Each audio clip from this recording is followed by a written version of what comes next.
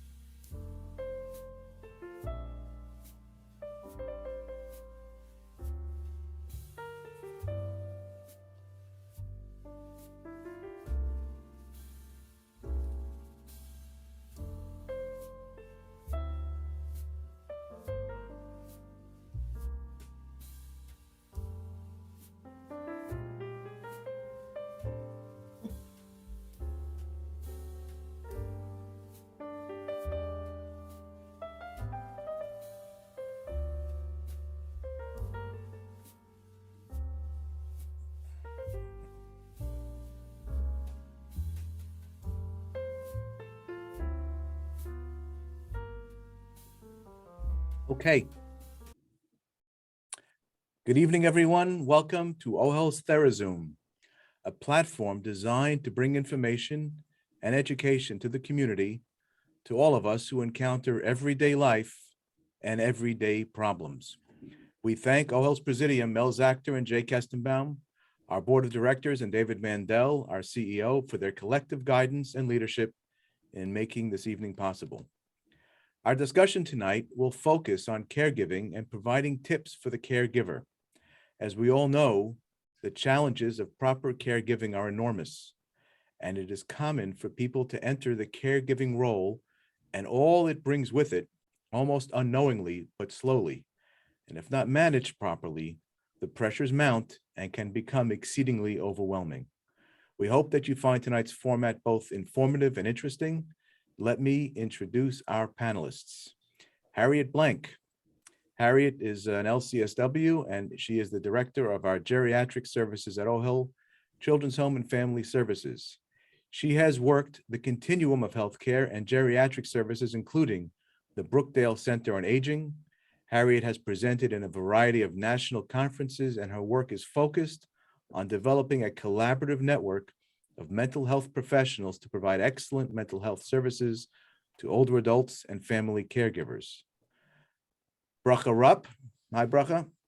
Hi. Bracha is an LCSW and social work supervisor for our geriatric mental health team. She's been at Ohel for about 8 years now. She oversees the JFNA program, as well as other adult programs. Bracha has been able to provide clinical building as well as passion to staff in providing mental health care to older adults. Bracha looks forward to developing additional programming for Holocaust survivors and second generation. Just do us a favor, Bracha, and just explain JFNA so that the listeners and the attendees tonight Jewish Federation of North America. All right. And you are based in? Currently, Florida. There we go. Sunny Florida. We also have with us tonight Mike Gluck. Mike is a satisfied, well-spoken recipient of guidance from Ohel's geriatric mental health team, and he is passionate about caregiving. He joined our caregiver support group for Holocaust survivors, and we will hear more about that and how the relationship between Mike and Ohel began. My name is Yitz Elman. I am Ohel's Director for Mental Health Services, and I will be serving as our moderator for this evening. If you have questions, please post them in the Q&A at the bottom of your screen, and we will address them as time permits. Questions we do not get to will be reviewed after the webinar and responded to on our website. So let's start with you, Harriet. Harriet, can you speak just for a few moments about the statistics on caregiving and the caregiving workforce. Okay, so thank you, everyone. And tonight we're going to do a little bit of focusing about the caregiving workforce because so many people work nowadays, whether we work remotely or whether we're working back in the office because of COVID. But again, traditionally, caregiving was relegated to the woman. It was something that either was a daughter or a daughter-in-law because back in the day, the daughters or the women stayed home. And that's really why we thought of caregiving as being something that women do. And one thing I'm going to talk about is we're going to use the word caregiving, not caretaking, because caretaking is someone who does grass, is your gardener. But caregiving, and just the word itself, is a little bit more softer, a little bit more gentle, and a kind of that this is a reciprocal relationship, whether it be with the person and the person who's doing the care, or whether it be family members or other side people. But in talking about caregiving, we were looking at some of the statistics. So I'm going to just make sure I have it down pat. In 2013, 6 out of every 10 persons working in this country identified themselves as being caregivers or having been caregivers. 69% of all people working were caregivers. And what does this have to do with, like, who cares? What it has to do with the fact is that means that 43.5 million people in some way or another were doing unpaid caregiving. They were taking care of their family members in addition to working at least part-time work, if not full-time work. And in terms of how that has to do with money, the numbers that came out, and this is again around 2015 to 2017, and now I'm sure it's even more, is that it was $470 billion of unpaid care was being given by families who are caregivers. And nowadays, Bracha and I, we were all talking about this before, is that it's kind of equal to the entire payroll of Walmart, which is considered the largest payee around in this country.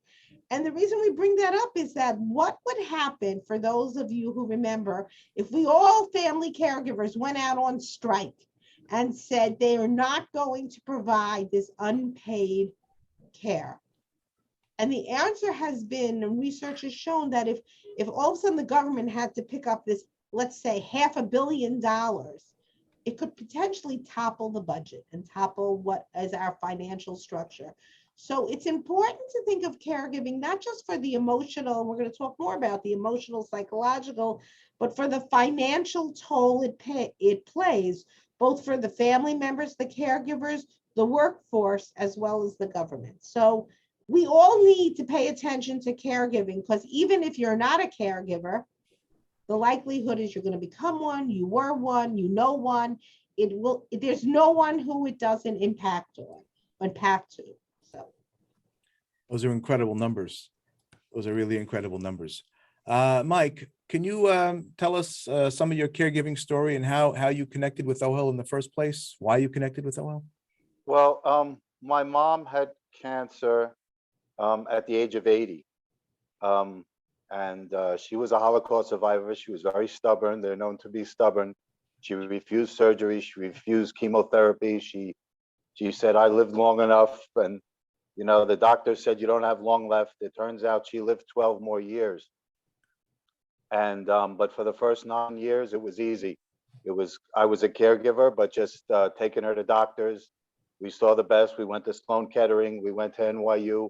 You know, we consulted with, she had a rare cancer. We just consulted with dermatologists. So it was taking her places.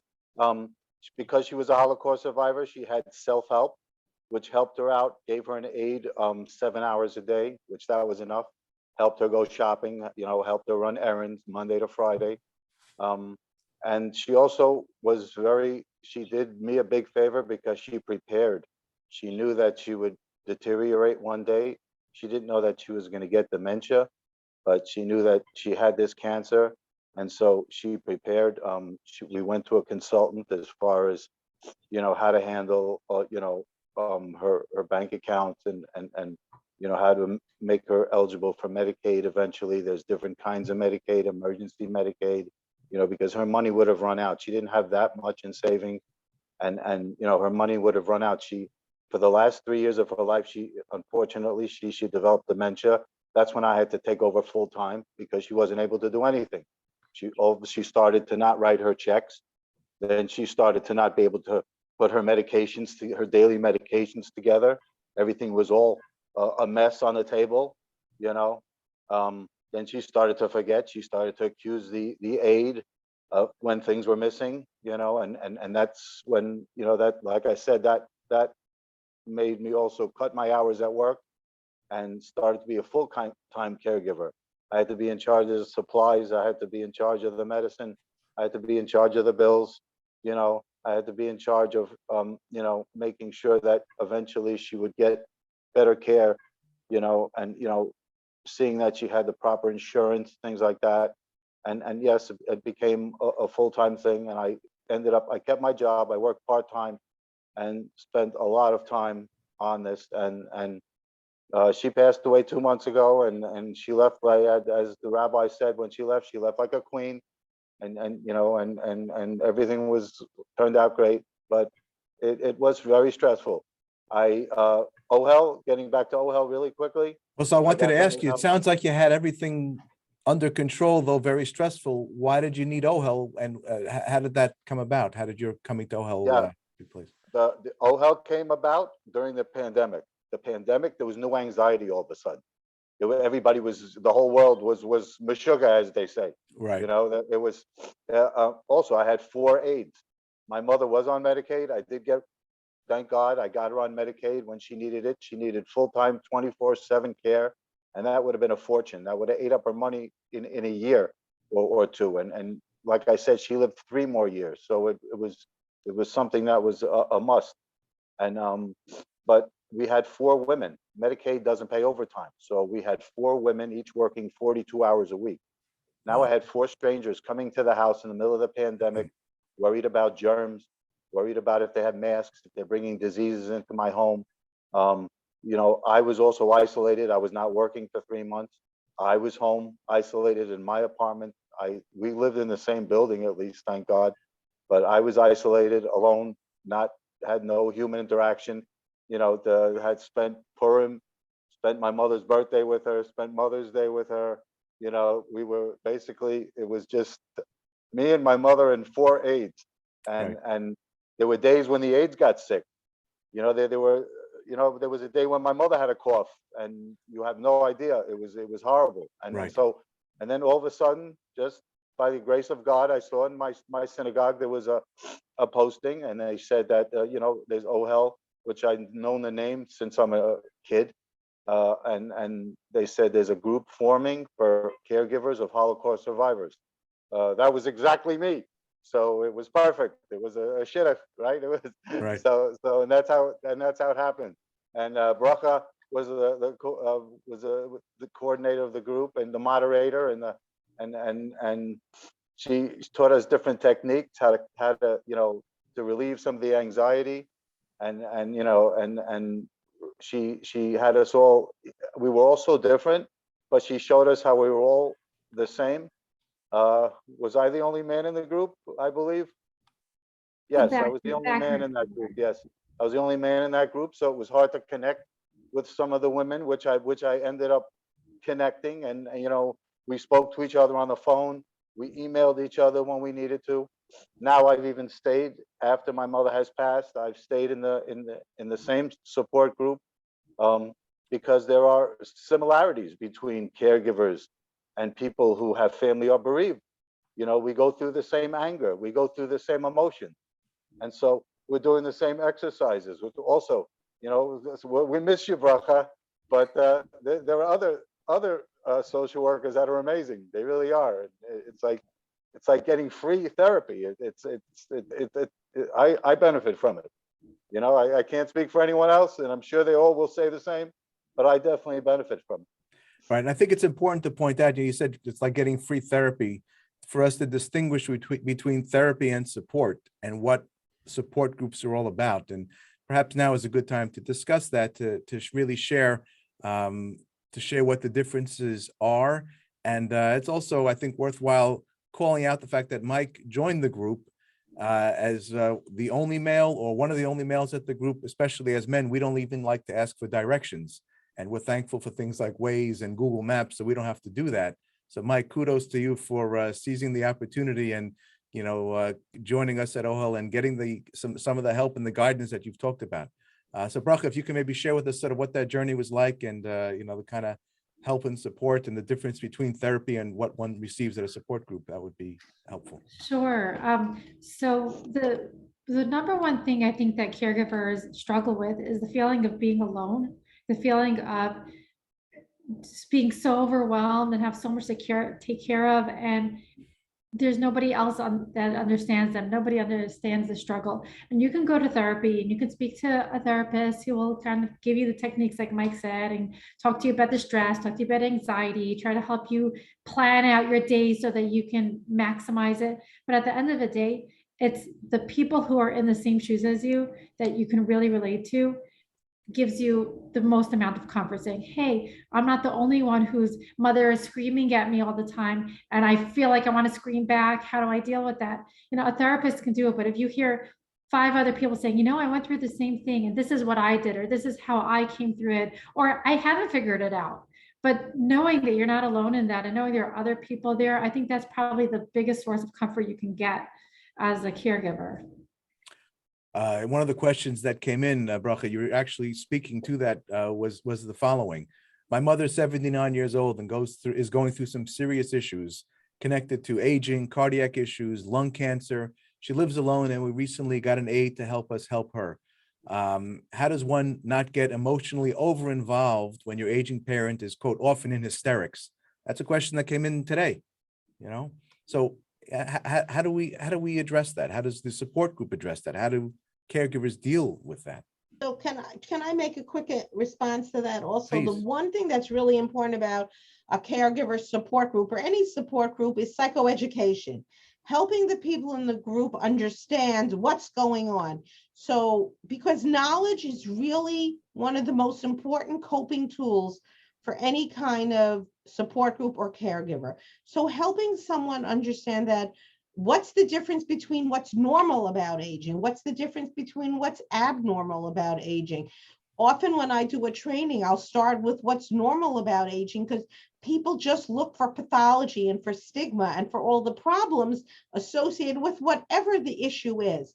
And that if we can just normalize that this is something that's going to happen, and how do you handle that? And then what are some of the tricks? And again, that's where caregiver support groups are so valuable because the other people in the group can often help members where, of course, you can listen to the people like the Yitzes and the Brachas and the Harriets, because, we have a degree, we have certain kind of clout, but how important is it to not only hear from us, but to hear from the Mikes of the world, how they did it, how they were successful, what tools helped them, and where were their struggles? Because as Bracha said, you're not then alone. So for this woman who sent in this question, I think the first thing to do is just like anything else, is to listen, to hear what the person's worried about. What was she like before? These are the kinds of things that a caregiver needs to have an understanding of. When we talk about helping aides understand, when an aide comes into the house, all they see is a sick or older person. They have no idea of history, who was the person they're taking care of, helping, sharing. We are the receptacle. We're the people that can tell people who people were, so that those kinds of things might alleviate some of the stress and maybe help her mom or the older person still feel in control, which again, caregiver support groups, we might not be group therapy, but we are therapeutic. Right. Very important distinction though. And it's good that we're sharing that with folks. COVID has obviously changed a lot for all of us, caregivers or not. Can we talk a little bit about day structure and socialization for older adults? Are senior centers open? What are people doing now that I know that many are closed? So what is it that people have? What options are available to folks now? Is that for me or you? Bracha, you start. It's open. Yeah, I can start, and I think Harriet will jump in and continue. It's been a real struggle with senior centers. I would say COVID has really changed the way seniors live their life. It used to be you would have a very strict structure. You would wake up in the morning, you would go to your senior center, you do some activities, you do exercise, you would eat lunch, you would chat with your friends. By the time you got home, you'd be exhausted, you go to sleep, you take care of yourself. And even people who had dementia or people who are struggling with medical or memory issues, cognitive issues, there were adult day programs that they could go to, even going to a physical therapist or occupational therapist or going to your doctor. You were interactive, you were using your brain, you were seeing people. There was a world out there, and COVID basically stopped it all. There aren't any senior centers that I know of that are really open. Not fully. Not in New York, they're not fully open. We're still at a 25% capacity, which makes it very difficult and many senior centers are not open. So that's that normal interactive, that's quote unquote healthy socialization does not really exist. And though people have, we said we pivoted and now we're hybriding, but people have less activities involved with other people. Adult daycare programs and social day programs really are not open now. So for people who are more medically frail or have dementias, that kind of activity and structure isn't really there. So what does it mean? It even adds more stress to the caregiver, because that caregiver not only, it used to be that someone like Mike could say to, let's say his mom, and I'm not saying whether that would have happened or not, they could go to a day program, they could have activities so that he would be able to take a break. And now everybody's home. So caregivers have had to learn how to be, the recreational director, the exercise, the medicine, the aide, the doctor, the lawyer, the Indian chief, and the everything, and the shopper. I mean, we talked about food insecurity. How do you go food shopping? In the beginning of COVID, one of our older adults called me and she said to me, we also have a trust that said people mail in their bills. And he said to me, I normally go to the post office to get stamps. The post office is closed. How do I mail in my bills? Right. I mean, think about how simple an activity it is. I need to get stamps. How do you get stamps? So I told him I'll mail him pre-stamped envelopes, and I solved his problem. But it really closed the world for seniors. It also put a lot of pressure on everybody. I think that's really the anxiety level. And now as we reopen, you have mixed feelings. Some seniors can't wait to get out no matter what. And yet every time we hear about a new variant or a new something to stop people, they get nervous. Or if not that, we were at one senior center, a colleague of mine at Ohel, and the senior center director told us the seniors want to come, but the children are not allowing their loved ones to return to the center. They're afraid. Right. And we see that a lot, of course, in synagogues and shuls and other places where families regularly gather. Post-COVID, even post-vaccines and triple vaccine, many older adults are staying away because either they're afraid or their children are afraid that something will happen to them. So what is it that we are telling people about how to cope when their aging parents are stuck sort of in this state of limbo almost? What is it how do people live their lives and support their parents in a way that maintains dignity and psychological health? So I would say that the biggest shift is technology. And that's something that I think there are resources out there. There's a lot of resources out there now that have developed over COVID for seniors. And most of it is through technology. There's a lot of virtual senior centers and online senior centers. There's exercise programs online. There's cognitive classes online. There's virtual groups for seniors, as well as, like you were saying, virtual support groups for caregivers. And it's in abundance in a way that there never was before. So I think that our seniors are learning to be more technological. We've seen it over the course of a year or two in a way that they haven't been 10 years. I think we advanced technology 10 years in a span of a year. at this point. I mean, I want to say that originally when Bracha talked about Jeffna, when we first got this grant to provide caregiver support groups, we thought we were going to be providing support groups in, let's say, Brooklyn, Queens, maybe Nassau. Well, the silver lining of COVID was that we were able to take this onto Zoom. And we were able to reach caregivers not only nationwide, but even in several countries. We did presentations for caregivers that really allowed us to really stretch our limits or show that there doesn't have to be a limit, which also helped to show the universality of caregiving. When I first started doing this and I was working on a program and I gave a caregiver tips program, and I was talking about what happens when the son came in from California, and the daughter who'd been doing all the caregiving, and I was doing this talk in Harlem, and they said, "Oh, you know my family. How did you know?" And then I did the same talk in Borough Park, and they said, "You know my family." And it just struck me how obviously these people, it looked like we were worlds apart, but we weren't when we talk about caregiving. It cuts across cultures. And so Zoom has allowed us at Ohel and other programs to be able to almost expand our horizons. And I want to say one thing about technology. Not every senior is going to learn technology, but there are a lot of programs that help teach technology. A lot of the technology is senior friendly. People will go in and help train. We're about to launch we have a lending library in case you don't have certain technology at home that some seniors will be able to access and learn about. We're starting another program with other forms of technology, and we're not alone in this.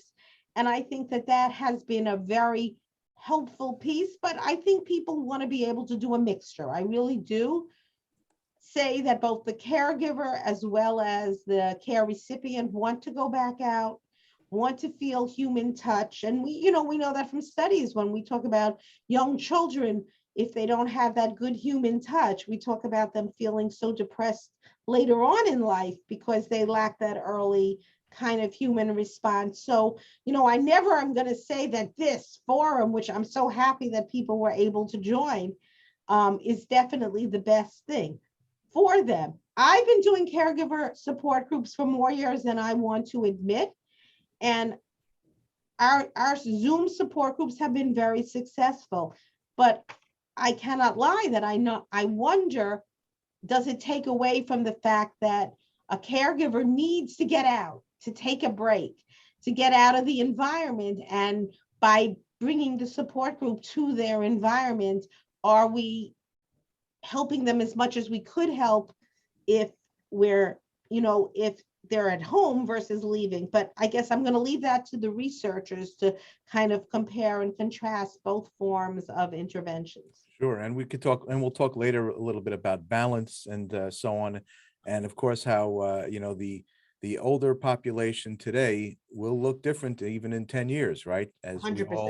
we all, children today and how their brains work with regard to technology is very different than when many of us were growing up. Let me, there are a couple of questions that have come in. I wanted to share, and it's related to some of the comments that Bracha and Harriet and Mike, you've made. Simi asked, where are the virtual support groups for caregivers? Where can people access that? If you have any information on that, it would be helpful.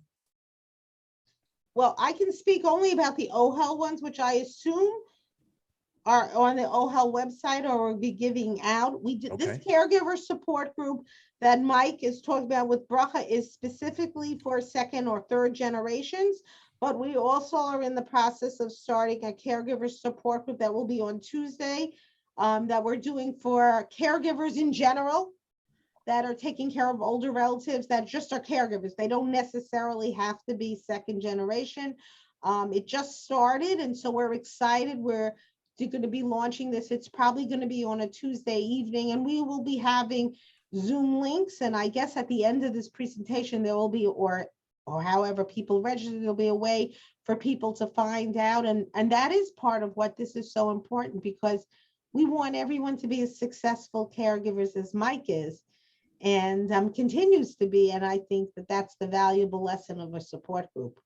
There are a lot of organizations out there that are having grants now to provide virtual support groups as well as virtual senior centers. I know Self-Help has a virtual senior center. There's quite a few senior centers that have launched virtually because they're closed down, but I think Mike probably has even more information on this because he's done some of his own research on it. Well, I've joined other support groups when we were in hiatus for a few months. When I was in Ohel in between, there was a couple months in between. So yes, I joined a neighborhood group, which that's what you have to look at. As a matter of fact, we were just talking, the panelists, we were talking about how we all live in different areas of the city and the country. And I'm sure all you guys out there are also from all over the place. And so the first thing is to find like a community-based organization also, something in your area. So like the one I found was in Queens, and most of the people weren't even Jewish on there, but it was people who lived in my specific area. So we would talk about the different shopping centers and the access, to the different services. And we all got our Meals on Wheels from the same place. Just mine were Glad Kosher, were from Meal Mart, and the others got their Meals on Wheels that were non-kosher, but we actually got them from the same exact organization. So it is good to look in your immediate area also. And my area was the Queens Community House, they called it.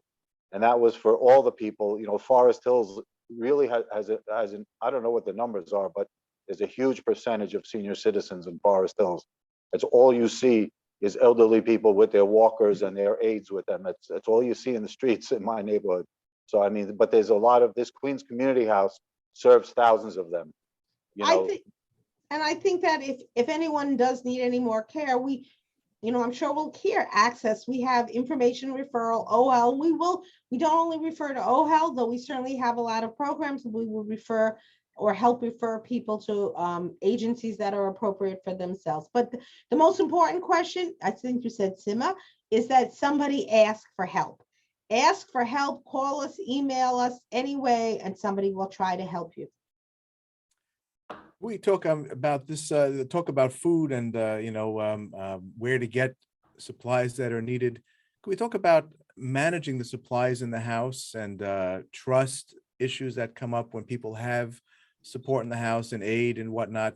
I know when we were preparing for this evening, Mike, you had mentioned an episode with about salmon and macaroni, and Harriet, you had a story about grapes, which I think really speak to this point in a good way. And we all know that stories really have a way of sticking, they place to certain parts of the brain. So Mike, salmon and macaroni, you're on. Yeah, no, I was telling them a quick story about how I had left a nice piece of salmon for the woman, my aide, to grill for my mother for dinner. And I had left macaroni and cheese, which the aide could have ate, and somehow it got switched. So my mother ended up eating the macaroni and cheese, and the aide helped herself to the nice piece of salmon. And I had other small stories like that, but I kept a much closer watch on the food, even the frozen food. My mother would get packages as a Holocaust survivor from the claims conference. She'd get sometimes a package, and it would have like 24 hot dogs in it. And so I would see 12 of them disappear in 2 days. And I know my mother didn't eat 6 hot dogs a day. So it was just small stories like that. Those are things, yes, you have to, but that's the thing about being a caregiver. The reason I brought up that point is that you have to be around. You have to put the time into it. You have to be there. You have to check on these things.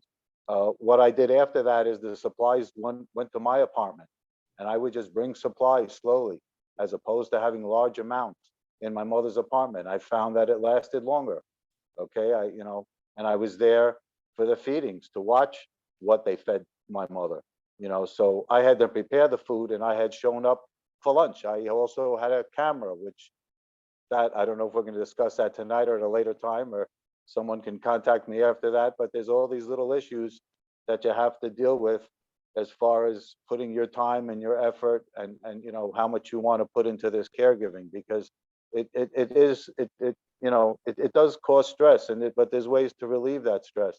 There's ways to be a little bit organized and have tips, to sometimes relieve some of those stresses. And that's what the caregiver group was about, is we exchanged those ideas. One person had a problem with the aides and didn't have the guts to fire the aide. And I was trying to encourage them, you have to, if you have to get rid of someone, you have to do that. And other, people had other issues that we discussed, and it was all, like I said, that's why the support group was so important to me, because we all somehow helped each other, and you need that support. You definitely do. I Sure. think Go I ahead, Harriet. think that the balance, and we talked about this during the practice and when we were discussing this, the idea of filial maturity. As children, we need to understand this isn't a real role reversal. Our parents are still our parents and we are still the child. But we need to learn, just like our parents had to learn when they were dealing with us as children, what battles do we take on? Do we sweat the big things? Do we sweat the little things? Do we understand about missing foods or missing supplies if basically our mom or dad is being taken care of? Do we help to make ourselves, let them know that we understand? Do we look for other resources, just like we had nanny cams, if we had nannies in our house, which is what a very common thing. We do suggest people have such kinds of technology in their homes. We learn to figure out how can we, when we're not there, still feel there, but how do we also give up some of our own sense of control and autonomy? Unless you're like jumping in with and living in the room with your family member, you can't be there 24/7, nor am I suggesting that is the right answer. But you need to be able to do that work-life balance. You need to be able to figure out not only the generation you're at, but other family responsibilities. If you're still, a sandwich, we call it the sandwich, but we now call it the triple decker. How many caregivers are not only taking care of their own children, their own grandchildren, their parents? The layers are getting so much more complex. It's like, I like cooking shows. So we're building our flavor profile, but it's so many layers to make it successful. We need each other so that it works well together and it will be successful. I think, Harriet, Mike, and both you and Mike touched on the fact of how do you delegate while still maintaining some kind of control or authority so that you know what's going on, so that you feel like you have a handle on the caregiving role. So Mike was saying something about you don't want to give your aide all the fresh fish when you know it's expensive and your mother needs it. On the other hand, if you take away the fish from your aide and you say something like, hey, I know you're eating all that fish, well, then you're going to alienate the person who's caring for your mother when you're not there. And the last thing you want is to antagonize someone who is responsible for caring for your mother or your father. How do you manage that? How do people? That's a really good question. And that's about communication. And we said, when you delegate, you don't just throw something on, but you include specifically with an aide for anyone who's helping to care. You want them to feel a valuable part. And Harriet had said about making them understand who your parent really was, but also helping them realize that they're providing a very valuable service and they're really appreciated for it, and saying, hey, I noticed that you really like fish. Here's a piece of fish for you or something. Or like I think Mike said about the grapes. I had the grapes. Harriet, yeah. And I also think, think about it. There's a commercial for those of you who've noticed some commercials on television, and they talk about the aide seeing this as a worthwhile career. Do we value the caregiver, the paid caregiver? And we do use that word to say that they are an important part of the team. And that maybe even ask them, how's mom doing? What did you notice? Showing that you think that their opinion is important, that because they're there a lot of the time helping them. I was seeing a client yesterday who was complaining how one of the aides was always on their phone and texting. And we talked about how do you learn to balance the reality of the phone and texting and making sure that, but does the aide come to you? He's cognitively intact. But does the aide help you when you need help? Are you able to have some times for conversation? It's a way of really drawing in people into this, like this care plan. and that they are valuable. So So you you're- might even, like you might take your mom or dad to the doctor, but do you share, I'm not saying all the intimate details, but do you share certain important parts with the aide? Do you ask them, how are they doing? How many times do you ask somebody, how are you? How was your day? How was your night? You might ask how your parents' night was, but you also ask, how was their night? And I think, like Bracha said, communication and respect. Those are basic human desires. Yeah, and you're also emphasizing teamwork, that, the aide becomes part of the family and also part of the team. And what you're really speaking to is teamwork. You're speaking to supervision and things that are talked about a lot, of course, in the corporate world, in the work environment, but they definitely play an important role when it comes to caregiving, and especially caregiving for folks that are our parents, our aunts and uncles, and so on and so forth. We know that every relationship has its ups and downs, and of course, every relationship has its limits. Can you speak to, and this really is open to Mike, Harriet, Bracha, can you speak to the impact that caregiving can have on a relationship and how people can manage that? We've touched a little bit on it earlier, but I'd like to delve into that just a little bit more.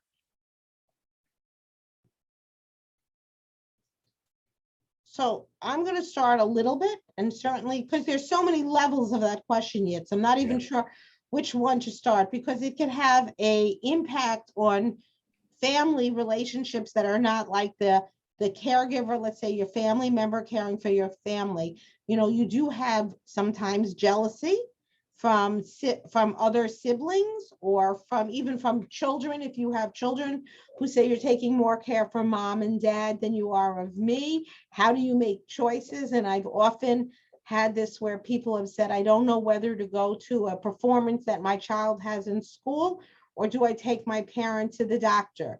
And I usually will say to them, is this an event that's going to have a do-over? Because if it's a one-time performance in school versus an ongoing doctor's appointment, your child will remember all the days of their life if you miss the Thanksgiving, the Hanukkah play. They just will. And if it's a podiatry appointment that can be done again, do it again. If it's a cardiologist who you can only see once a year, you might have to give it another thought. But it can be very stressful. The other thing in terms of relationships include with your spouse. Do you remember to take time for other people besides your family member? One of the things we have to remember, and that's why caregiver support groups are important, and even thinking about it, is we know how responsible we are. We're all very responsible. I used to tell people they have very thick shoulder pads, but do you realize you also have rights? You have the right to have a life. You have a right to be with your spouse, with your friends, with your other family, to take time for yourself, to do whatever you need, because if you don't, then you're going to end up in Bracha and my office, maybe Yitz's too, because you're going to have even a greater and more difficult time emotionally and psychologically, not even counting the financial and health issues that caregiving bring about. When two people, let's say a husband and wife, are caring for, let's say one spouse is caring for another, the likelihood that the person who is the caregiver gets sick is pretty high. And often the caregiver dies before the sick person. And you say, wait, how's that possible? And it really is because of the stress that caregiving has on your physical self. And we need to be mindful of those kinds of issues that come up when you're being a caregiver. Are you remembering that you take mama to the doctor, but do you take yourself? You make sure mama has the salmon, but did you eat? These kinds of things are the balance that have an impact on our relationships. And, you said it earlier, it's all about balance. And it's about saying that this is special, unique time. Mike took, and I'm going to give kudos to Mike and all the caregivers. When you do this, you're taking special, unique time to be a caregiver. But you need to remember that it's also often time limited. It doesn't always feel that way, but it's time limited. Just like, again, for those of us who were parents and when our children were young, we knew it was precious time that before you turn around is gone. And you need to, again, that balance is ever present and ever there.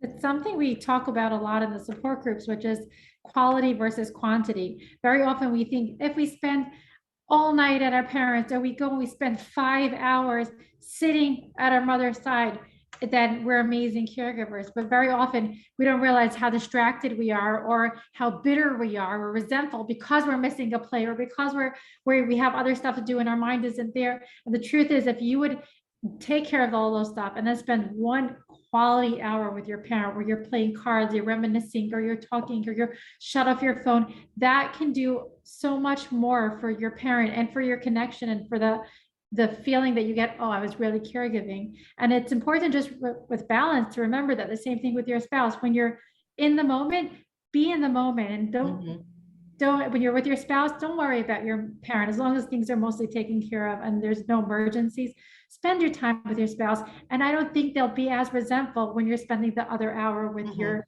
loved one, because you're really there with them when you're there. And that's a life lesson for all our relationships. You know, caregiving is just one of the many relationships and responsibilities that we're going to have as we go through life. I mean, it's life. It's all very true. Mike, is there anything you want to share with us about how you manage that with your mother and with the caregivers? And Well, as far as relationships go, I had no relationships. I had no friendships. I kept my job. I made sure that I kept my job because my father had Parkinson's disease before my mother, and I had quit my job because at the end, the late stages, they needed me a lot. And it got me very depressed when he passed away this way.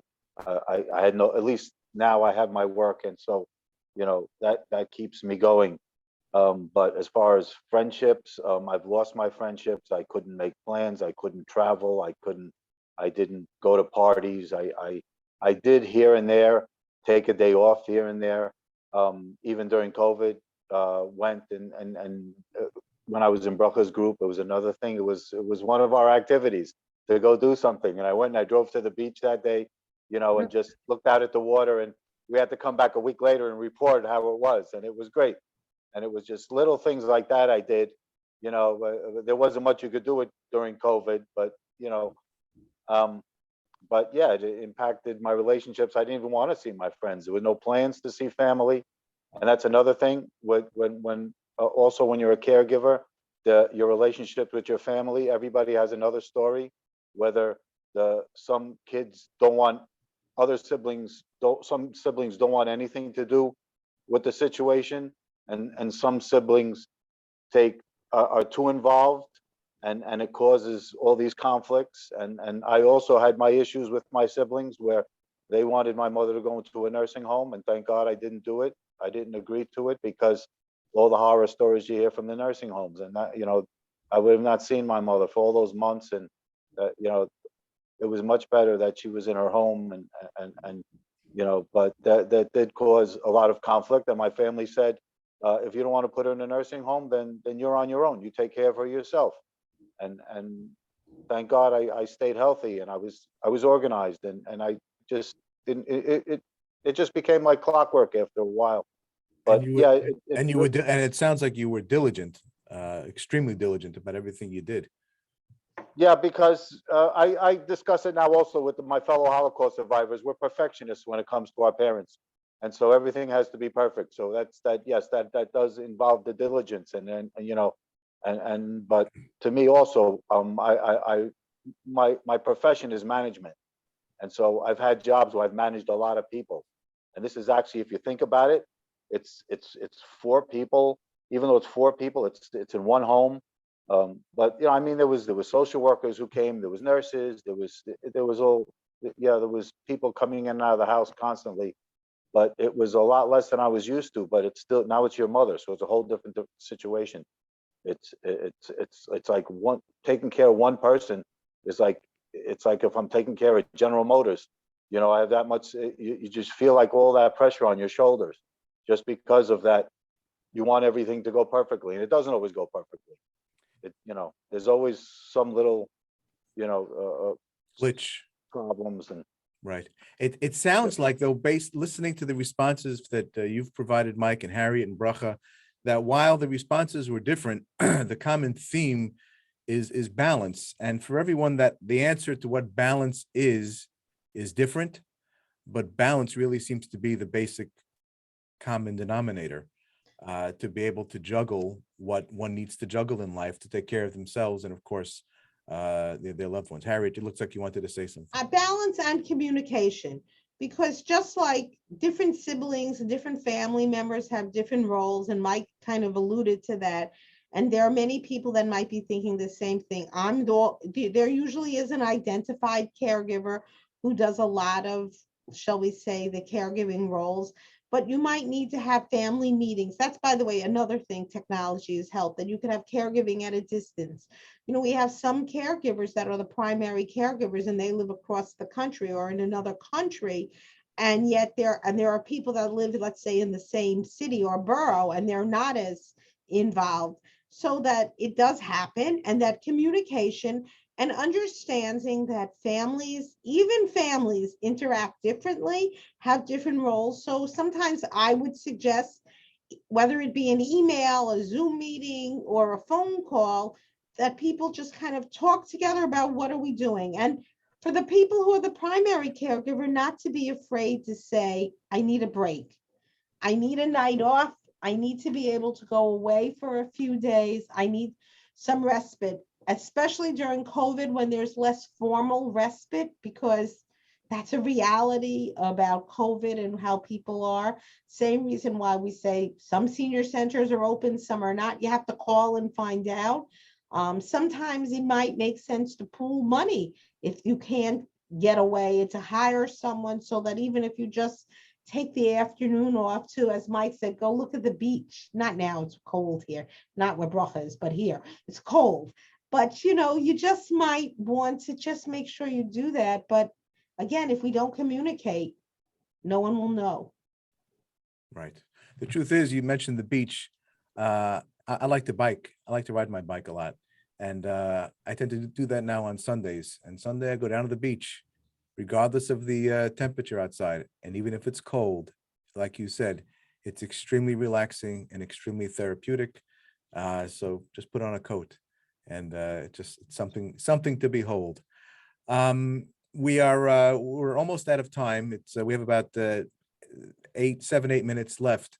And during that time, I would like to do a couple of things. There are some other questions that have come in on in the Q&A, and some other topics that I'd like to try to cover. So let's go to the Q&A. Shayna had submitted the following question. Are there any online groups for a dementia patient that still has some cognitive ability, although somewhat diminished, to connect with others? For example, to play a game or talk to someone or do some easy exercise, stretching, etc. Anything online? I think that you can really call, of course, you know, if it's especially mild, you might want to see if any of the senior centers have, let's say, exercise programs or online, like we said, self-help or what's in your community. Many, you know, Ohel, we're now working with senior centers around the communities for mental health services, and we do see that they have Zumba or some armchair exercises, Nachas Health Net, places that have, you can just almost call and find out. If someone does have mild cognitive issues and we're not sure about the adult day programs and what's open and not, I would definitely call either the Alzheimer's Association or Caring Kind, which is the organization for people with dementias and other related disorders. They actually, Caring Kind has an early stage groups in their main office. And my guess is that all this is virtual now. So instead of having to go to Manhattan, this might be the time to hook into them here, you know, wherever you are. And that if that doesn't work, I would say, you know, contact us and we'll try to help you.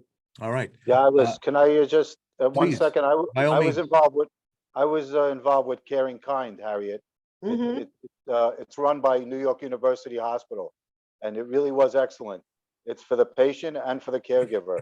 They have, like, for the patient, they have these interactive programs, like an afternoon at the museum, or they have classical music, or they have Spanish programs for Spanish-speaking people. And for the caregiver, they also have programs, also same thing, where it's like a documentary kind of a thing, or a movie, or it's really, really good. And plus, they have Zoom groups. Right. But Caring Kind, definitely for dementia patients, that is just for dementia. If you have, Yes, if you have Caring a- Kind is a Yeah. break off from the Alzheimer's Association of New York. We're not here to talk politics.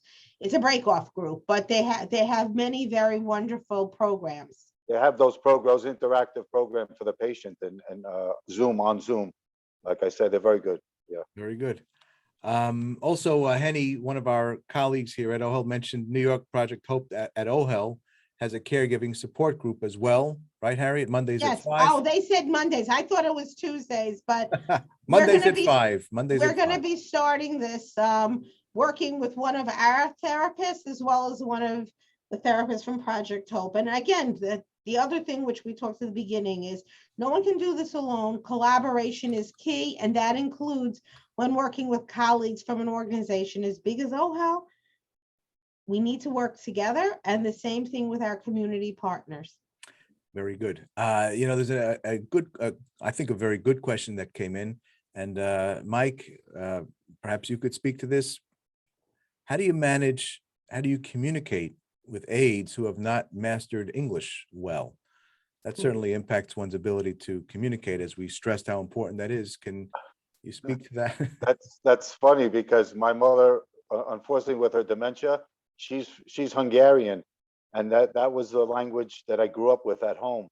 And so my mother forgot English completely. She went back to, that's people with dementia, with Alzheimer's, go back to the language they spoke as a child. And so my mother did not speak English at all, and she could not communicate.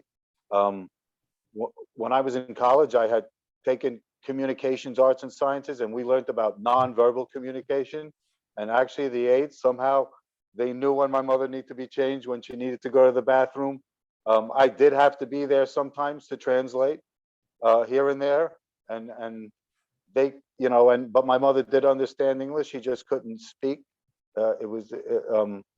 But somehow, yeah, the aides, what it is you have to have an aide that stays.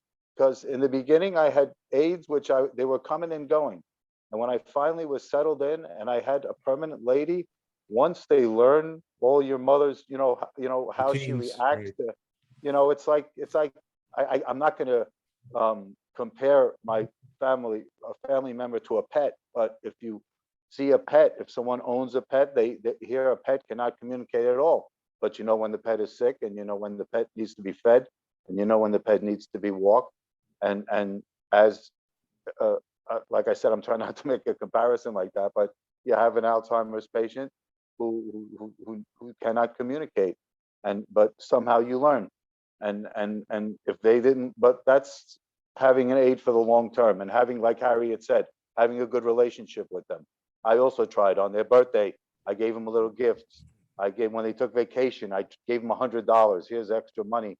If you're traveling, go buy yourself something, I tried to, and I please come back, when you're, made sure that after their vacation that they came back to my home, because they already knew, like I said, they knew when my mother's needs. It is hard to get you. Yeah. It depends on the patient. Some patients can communicate, some can't, and some aides, you're right, some aides can't communicate. But somehow you just learn. I had my aide speaking Hungarian to my mother by the time she passed away. That's amazing. So, That's amazing. I think that your point about the pet is an excellent point. You shouldn't feel embarrassed about it. I was actually having a similar thought in that, our dog of 15 years in my home passed away in June, and we got a puppy a little while later who we're raising. And, we've got to teach them everything. The dog doesn't speak English. There are ways to communicate. And when there's a desire, you find that path, and you're able to do so in much the same way. So those who have been pet owners, you can sort of tap into that, that skill so to speak, and you learn to communicate with those who don't speak the same language as you do, and you will achieve success.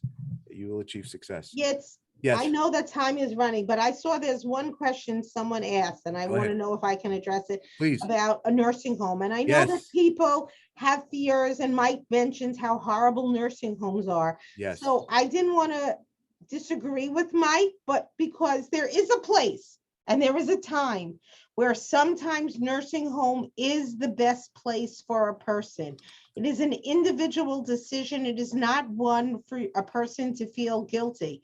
If a person doesn't have the proper care, if a person can't get the proper care, if a person's physical needs require more than one person to actually take care of them, if they need tube feedings, there are a lot of reasons why sometimes being taken care of at home is not the best place for a person to be. And then a person might need a nursing home. The one thing I say to people when I'm doing caregiver groups or counseling is never say never.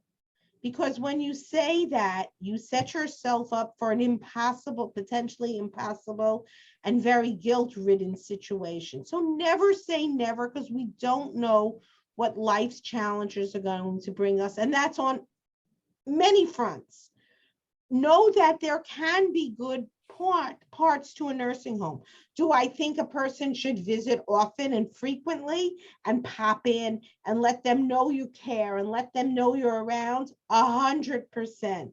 Because whether you're in the best nursing home or have the best aid at home, if a family member doesn't come to see the person or they don't know that someone is involved, it's just human nature. And that's another hour we could talk about that. But I want to address that though it isn't right for many people, it isn't wrong either. And we need to know that there are times when actually the best care that a person can get is in a nursing home so that they can get the physical care and the families continue to do what families do best, which is love, care, learn from each other, and grow together as a family, even in these challenging times. excellent points. All excellent points. Before we conclude, there's really one more question that came in, and if we can address it in 30 seconds or less, it would be good. I think helpful information. Are there any kosher Jewish type activity centers for older people in the Brooklyn area which are currently open? So if you know the answer to that, please provide, and if not, we can So there post it are on the website. many of the senior centers are open for at least 25% of capacity. So that means in the youngest row of Midwood. That means probably Brookdale on Avenue H. In Borough Park, the Borough Park Y.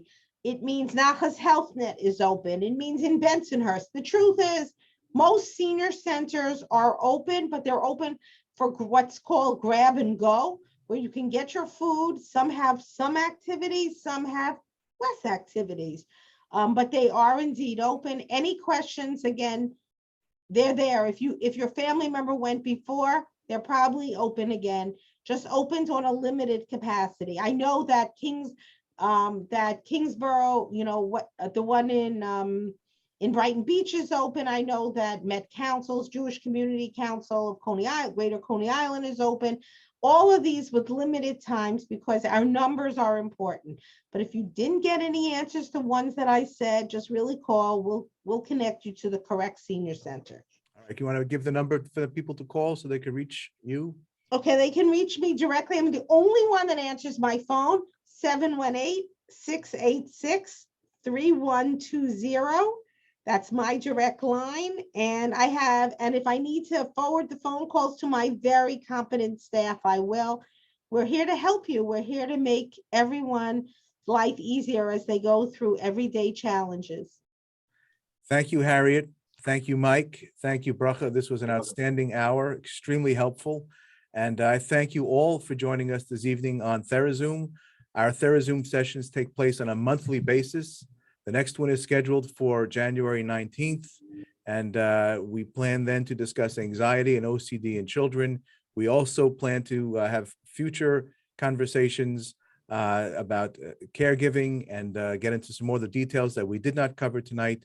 We look forward to seeing you next time, and we thank you for joining us this evening. Have a good night.